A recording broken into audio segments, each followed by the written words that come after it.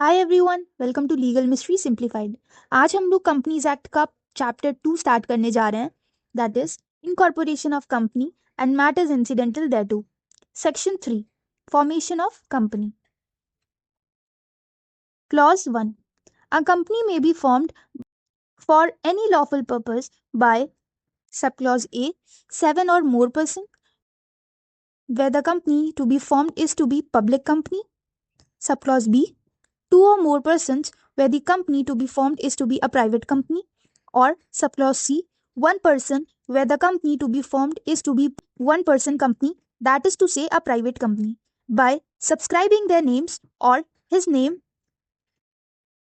to a memorandum and complying with the requirements to this act in respect to registration, provided that the memorandum of one person company shall indicate the name of other person with his prior consent in the prescribed form, who shall, in the event of the subscriber's death or his incapacity to contract, becomes the member of the company, and the written consent of such person shall also be filed with the registrar at the time of incorporation of one person company, along with its memorandum and articles. Provided further that such other person may withdraw his consent in such manner as may be prescribed. Section 3 clause 1 बोलता है company कैसे start होती है। अगर आप एक legal काम के लिए कंपनी स्टैब्लिश कर रहे हो, बनाना चाहते हो, तो आपको मेमोरेंडम ऑफ एसोसिएशन पर साइन कराने होंगे और रजिस्ट्रेशन प्रोसेस कंप्लीट कराना होगा। तो मेमोरेंडम ऑफ एसोसिएशन हम एवोल्यूशन के टाइम भी पढ़ के आए हैं एक बार, फिर भी मैं आपको एक बार और बता देती हूँ। मेमोरेंडम ऑफ एसोसिएशन कंपनी का बर्थ सर्टिफिकेट होता है। इसमें कंपनी की आइडेंटिटी और लिमिट्स लिखी हुई होती हैं। कंपनी कौन सी है, कहाँ रजिस्टर्ड है, क्या बिजनेस करेगी, कितना कैपिटल होगा, मेंबर्स की लायबिलिटी क्या होगी और क्या नहीं। तो ये सारी चीजें एमओए में होती हैं। और रजिस्ट्रेशन प्रोसेस इनकॉर्पोरेशन के बाद होता है। जब सर्टिफिकेट ऑफ इनकॉर्पोरेशन मिलता है तो एक कंपनी रजिस्टर हो जाती है। और रजिस्टर कहाँ होती है? आरओसी के पास, रजिस्ट्रार ऑफ कंपनीज में। इसके बाद sub clause A, that is public company. मतलब अगर आपको पब्लिक कंपनी स्टार्ट करनी है, आप पब्लिक कंपनी स्टार्ट करना चाहते हो, तो मिनिमम 7 पर्सन्स होने ही चाहिए। सबको एमओए पर साइन करना होगा, तब आप एक पब्लिक कंपनी स्टैब्लिश कर सकते हो या स्टार्ट कर सकते हो। और पब्लिक कंपनीज वो होती हैं जो अपने शेयर्स जनरल पब्लिक को दे सकती हैं, जैसे स्टॉक मार्केट कंपनीज। इसके बाद clause B, that is private company. तो प्राइवेट कंपनी में भी आपको मिनिमम 2 मेंबर्स चाहिए। मिनिमम आपके पास 2 मेंबर्स होने ही चाहिए और दोनों ने एमओए पर साइन करा हुआ हो, तभी आप प्राइवेट कंपनी बना सकते हो। और ये स्मॉल बिजनेस या स्मॉल ग्रुप्स के लिए होती हैं और ये पब्लिक से पैसे रेज नहीं कर सकती। They can't raise money from general public and allow general public to subscribe their shares. Subclause C, 1 person company।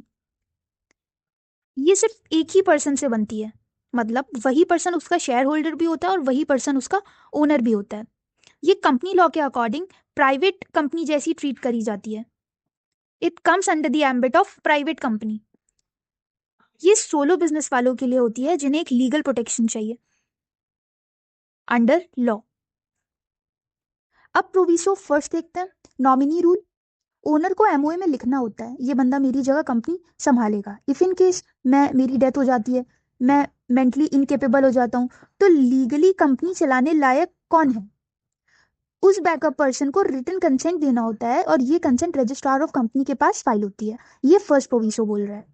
Second प्रोविसो ये बताता है कि नॉमिनी अगर फ्यूचर में विड्रॉ करना चाहता है अपना नाम, या फ्यूचर में वो डिनाई करता है नॉमिनी बनने से, तो क्या करेगा? वो अपना नाम लीगली विड्रॉ कर सकता है और फिर ओनर को एक नया नॉमिनी अपॉइंट करना होता है उसकी बेस पे। ये नॉमिनी का डिस्क्रिशन है that he can deny for being as a backup और as a nominee. Now let's come back to our PPT.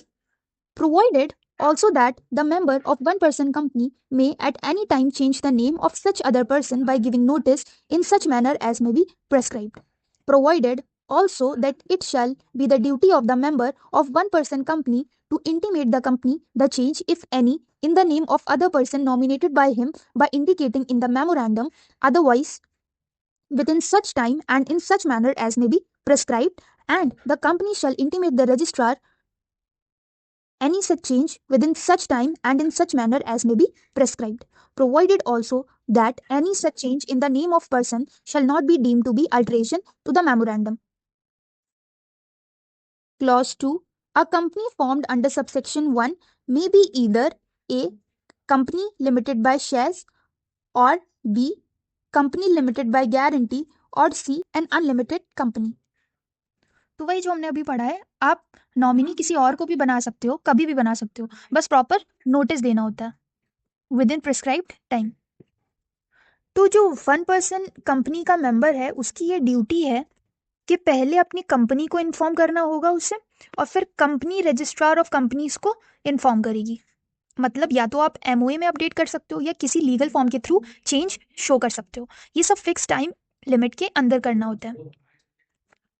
तो लास्ट प्रोविसो ये बोलता है कि वैसे तो अगर आपको कुछ भी चेंज करना होता है एमओए में तो it's very big legal lengthy process, but अगर सिर्फ आपको नॉमिनी का नेम चेंज करना है या सिंपल नॉर्मल अपडेट करना है तो आपको उतने लंबे अल्टरेशन ऑफ एमओए के प्रोसेस में नहीं जाना होता है।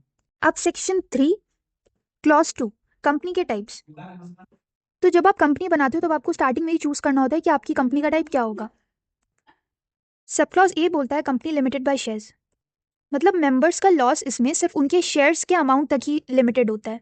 आपने शेयर खरीदा, आपने जितना मनी अपने शेयर पे इन्वेस्ट किया है, आपको लॉस भी सिर्फ उतना ही होगा, उससे ज़्यादा नहीं। Your personal property will be saved. Sub clause B बोलता है कंपनी लिमिटेड बाय गारंटी, मतलब आप स्टार्टिंग में ही गारंटी ले लेते हो कि अगर कंपनी बंद हुई तो इतना पैसा मैं आपको दूंगा। स्टार्टिंग में ही आपने गारंटी ले ली कि इफ़ द कंपनी शट्स तो कितना आप दोगे। तो इस टाइप की कंपनीज मोस्टली ट्रस्ट एनजीओज वगैरह में होती हैं। इसके बाद sub clause C unlimited company. इसमें लाइबिलिटी अनलिमिटेड होती है। अगर कंपनी को लॉस हुआ, कंपनी फेल्स, तो इसमें मेंबर्स की पर्सनल प्रॉपर्टी भी रिस्क पे होती है। There is no certainty to what will be the limit to compensate for the loss. Section 3 clause A members कब पर्सनली लायबल हो जाते हैं इसमें ये बताया गया है। नॉर्मली कंपनी के जो लॉस होते हैं वो कंपनी खुद पे करती है, मेंबर्स की पर्सनल प्रॉपर्टी सेव रहती है। पर इस सेक्शन में स्पेशल केस बताया गया है जहाँ पे मेंबर्स पर्सनली रिस्पॉन्सिबल बन जाते हैं। फर्स्ट है minimum members rule. Public company में कम से कम 7 मेंबर्स होने चाहिए और प्राइवेट कंपनी में कम से कम 2 मेंबर्स होने चाहिए। तो अगर पब्लिक कंपनी में मेंबर्स 7 से कम हो जाते हैं या प्राइवेट कंपनी में मेंबर्स 2 से कम हो जाते हैं और फिर भी कंपनी ऑपरेट कर रही है, 6 मंथ्स से ज़्यादा बिजनेस चलाती रही है इस कंडीशन पे भी, और मेंबर्स को इसकी इन्फॉर्मेशन है कि कंपनी मिनिमम मेंबर्स से कम लोगों के साथ भी ऑपरेट हो रही है, फिर भी कंपनी बिजनेस चलता रहा, कंपनी रन होती रही, तो ऐसे केस में if a company goes through any loss तो कंपनी के सारे डेट्स, उसके लोन्स, उसके बिल्स अपनी पर्सनल प्रॉपर्टी से पे करने पड़ सकते हैं मेंबर को। अब सिर्फ कंपनी नहीं, वो मेंबर भी पर्सनली लायबल हो जाएगा और क्रेडिटर जिसे पैसा देना होता है उस मेंबर पे डायरेक्ट केस भी कर सकता है।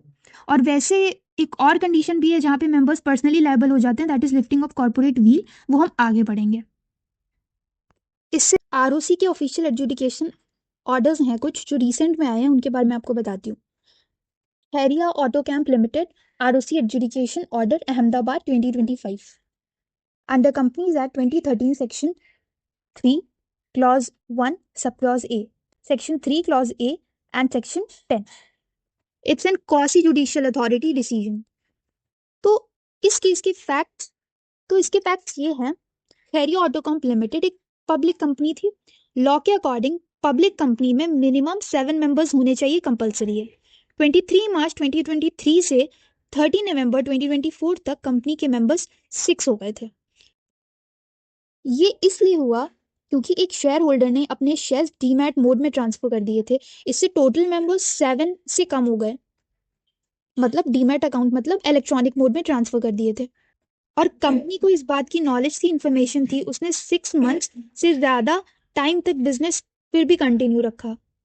And the issue in this case was whether a public company can continue business for more than 6 months with less than statutory member limit, and whether such continuation affects liability under section 3A of the Companies Act 2013 or not. अभी हमने जैसे ऊपर पढ़ा, section 3 ये भी बोलता है अगर मेंबर्स मिनिमम से कम हो जाते हैं और कंपनी 6 मंथ से ज़्यादा ऑपरेट करती है तो मेंबर्स की पर्सनल प्रॉपर्टी रिस्क पे आ जाती है। Because member personally liable consider हो जाते हैं। और सेक्शन 10 एमओए और कंपनीज एक्ट के स्ट्रिक्ट कंप्लायंस कंपलसरी है ये बोलता है। तो रजिस्ट्रार ऑफ कंपनीज अहमदाबाद ने ये डिसाइड किया कंपनी ने लॉ वायलेट किया है, मेंबर्स कम होने के बाद भी बिजनेस क्यों चला, सेक्शन 3A का डायरेक्ट वायलेशन हुआ है। बाद में मेंबर्स 7 कर लेना डिफॉल्ट पीरियड को लीगल नहीं बना देता है। पेनल्टी इम्पोज करी गई और each director was liable in his personal capacity. तो the legal liability here was continuing business with less than the statutory minimum member limit for more than 6 months attracts regulatory liability under Section 3A of Companies Act, and rectification afterwards does not wipe out the period of default. तो ये इसकी explanation है section 3 की। अगर आपको कुछ नहीं समझ में आया तो आप इसको एक बार रीड कर सकते हो। You can take screenshot of it. अब सेक्शन 4 हम कल के लेक्चर में देखेंगे, that is memorandum of association. Till then, thanks for watching. Do like, subscribe my channel and hit the bell icon for all the recent updates.